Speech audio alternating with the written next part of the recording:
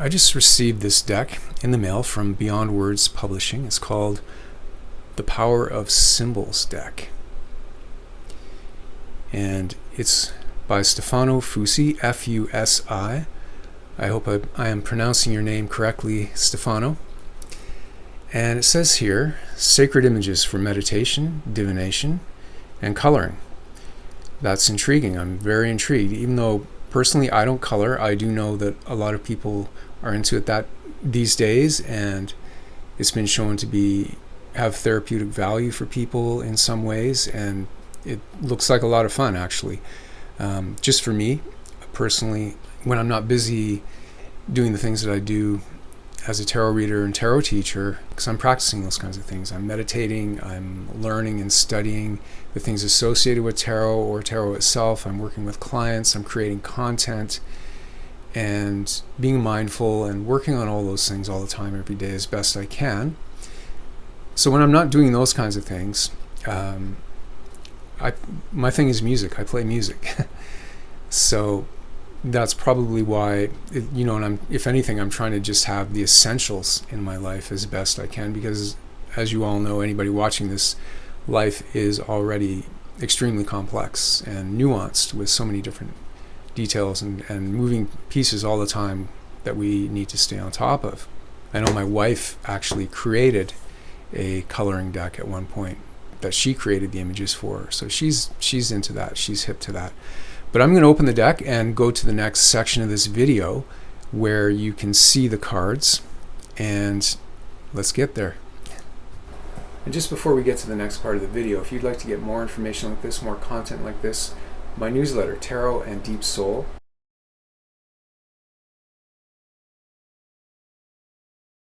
Okay, so here we have the cards opened up. I actually already shuffled through them because I filmed the whole video going through them a little bit, and I didn't realize I didn't put my microphone on, and it was sitting here beside the table, and it was all the noises from when I moved the cards were pretty loud, so I'm doing it again. All right, so here we see the cards that come in this beautiful box. Fits in there like a form fit, and you can see how they're beautiful, meant for coloring, and all the detail that you can color in there. It's really beautiful. Here's another one for you to see. This one's called Matacomo. Matacomo.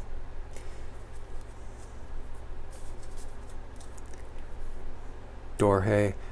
I know this one from the Thoth Tarot deck, aka the Crowley-Harris Tarot deck. The Dorhe it's from Tibetan Buddhism, and it's in the suit of wands in the Thoth deck, if you know that deck. So let's take a look at the book a little bit. Again, it's by Stefano Fusi. You see his name there, and apologies to Stefano if I'm not pronouncing his last name correctly. The Power of Symbols deck. It's from Beyond Words Publishing, and it gets quite into detail here when I was looking through it, just in the previous video where I screwed up without having my microphone on. Okay, the term symbol comes from the ancient Greek word symbolon, sign. In turn, this derives from the verb symbolo, whose roots are sim, together, and balein, to throw, that is, to put together. So it gets into a lot of detail about that, and then sacred symbols, body symbolism. I'm just giving you some examples of what are in the book. You can learn quite a bit about the philosophy and the metaphysics of symbolism here.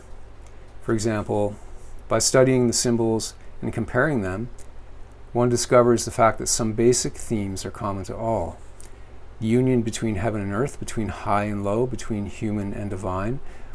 What is above is the same as that is below, the macrocosm and the microcosm, Hermeticism, right? If you know Hermeticism. The correspondence between cosmos and microcosm, oh, there we go, it says it right there. The complementariness and interweaving of opposites, so think of the yin-yang symbol, for example. Unity beyond divisions. The three in one, the unity that manifests itself in three forms. I guess that would be, like, for human beings, that would be the physical, the mental, and the spiritual, you could say. The 4 directions of space, the quaternary, the threshold of the sacred. So it gets into all these different aspects. Okay, so how to use this deck. You can also use this deck. One can also use this deck only for the pleasure of getting to know the symbols out of intellectual curiosity. So just getting to know the symbols is one aspect of working with this deck. And coloring, of course, as well. But also, in working with the cards, they act on your unconscious, giving you their unique qualities. But you can do more. Use the images to deepen, to discover, and to use their healing energy. All the symbols are valid, powerful, and safe aids, activating mental and spiritual energies. Studying them, visualizing them, examining their meanings is already a way to work on yourself. Their powers act immediately, even if you simply dwell on their image and meaning. Each of the sacred symbols emphasizes some aspect of existence. So you get the idea. There's a lot here to work with. And then I guess this is where we're getting into the various symbol explanations of specific symbols. It starts here. Okay, so why don't I select a card for us and see what comes through. I'll try to shuffle and stay in front of the camera here. See what comes through for everyone.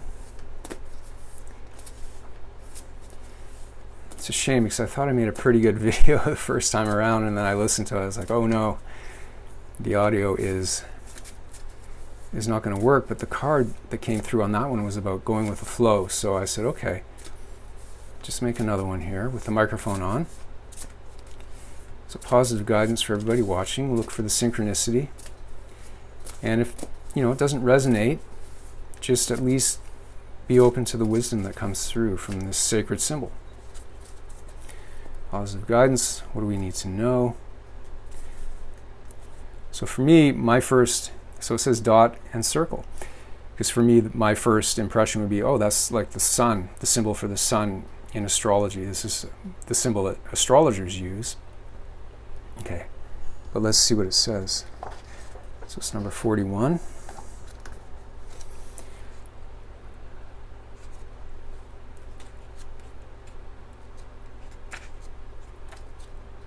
Okay. Everything comes from here. This symbol is the everything. All other symbols are elaborations of this one, the essence. The point is the one, the center that contains all potentiality. The circle is its extension, its creation. The one does not exist without the other. Concentration and radiation. Center and circumference. Being and becoming. Oh, I love that. Being and becoming. Essence and form. When you have studied and meditated on all the symbols, leave them, including this one.